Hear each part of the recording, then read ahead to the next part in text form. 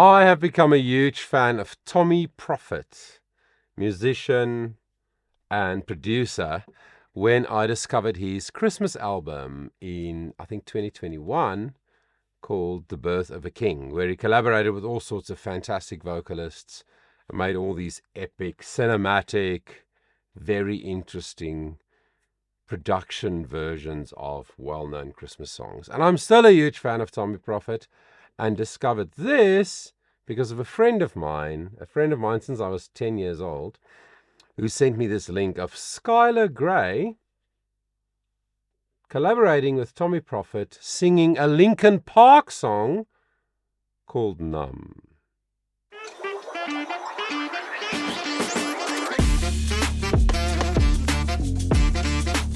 Yes!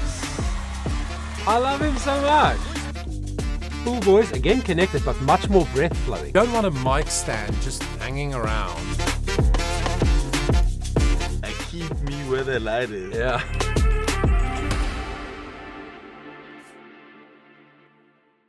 Well, good day, everybody. Johan Bester here, your vocal coach from Johannesburg, South Africa. Thank you so much for joining me for this analysis of SKYLAR GREY collaborating with Tommee Profitt. Now, don't judge me, but I actually didn't know who SKYLAR GREY was.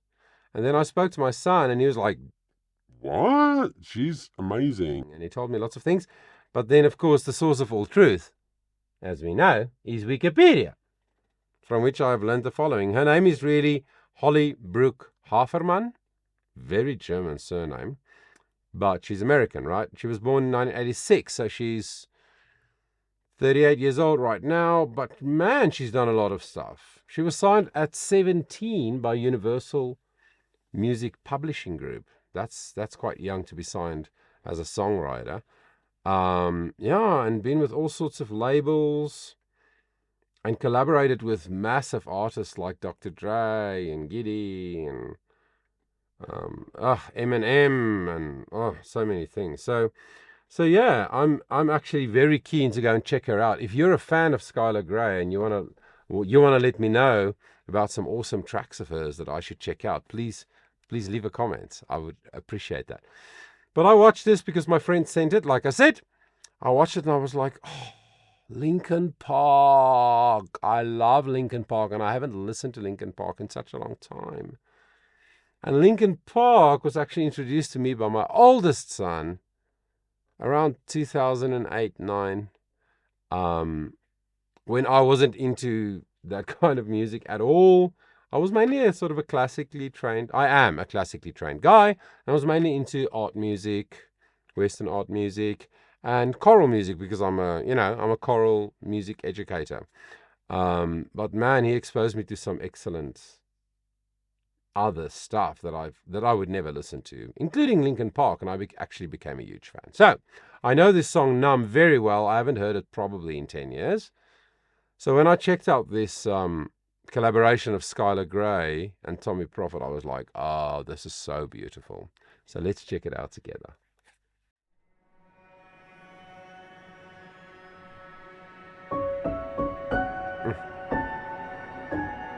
Love that riff. So good. I'm tired of being what you want me to be, feeling so faithless, lost under the surface. I don't know what you're expecting of me, but under the pressure of walking in your shoes, every step that I take is another mistake to you.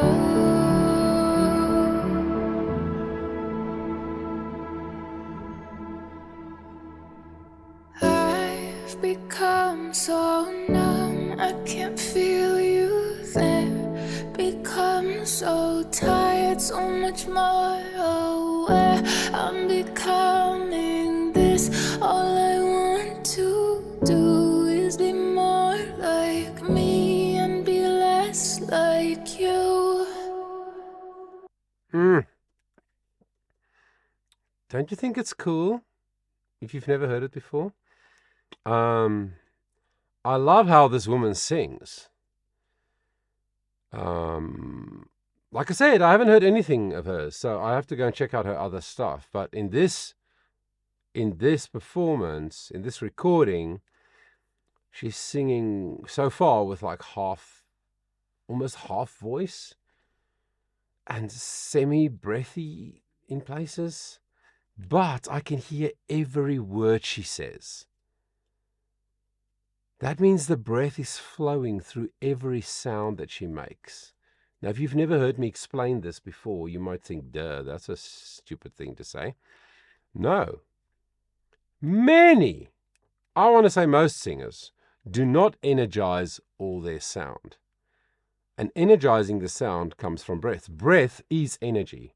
Air is energy in vocal sound, right? So most singers don't. They energize some of it, but not all of it. How can we tell? If we can hear every word. What does that mean? It means the n, o, d, z, k. Every sound, not just the ah and the ye and the o of the words, but the consonants. If they can be heard, it means the breath is flowing through them. And it is much harder to do that, well, if you sing softly like this. So, absolutely, technically, beautifully done. But also, the Tommee Profitt, sorry, the Tommee Profitt vibe, I love it. I mean, I love the song, the original, I love it. But I love this. It's a great example of taking a very well-written song, in my opinion, and changing it up without dishonoring or disrespecting the original song. So I love it. I think it's beautiful. Can't you see that you're smothering me, holding too tightly, afraid to lose control? 'Cause everything that you thought I would be is falling apart right in front of you. Caught in the undertow, just caught in the undertow. Every step that I take is another mistake to you. Caught in the undertow, just caught in the undertow. And every second I waste is more than I can take. Full voice. I've become so numb, I can't feel you there. Become so tired, so much more aware. I'm becoming this. All I want to do is be more like me and be less like you. And I know I may end up failing too, but I know that you were just like me, with someone disappointed in you.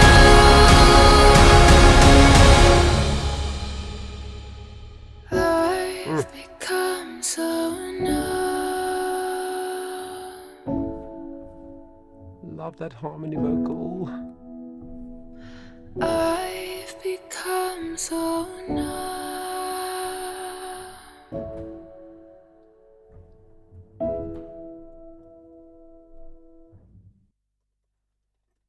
Oh my gosh.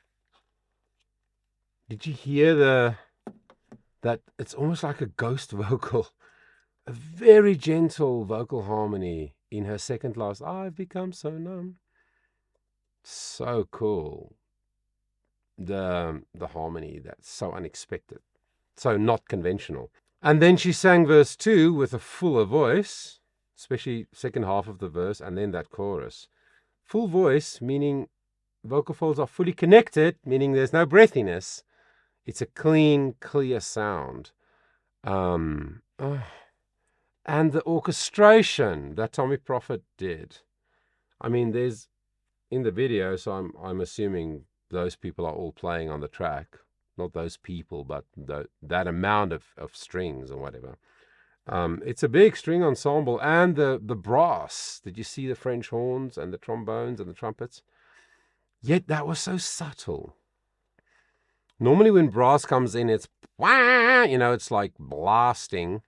It's got a sharp edge to it, a brassy sound.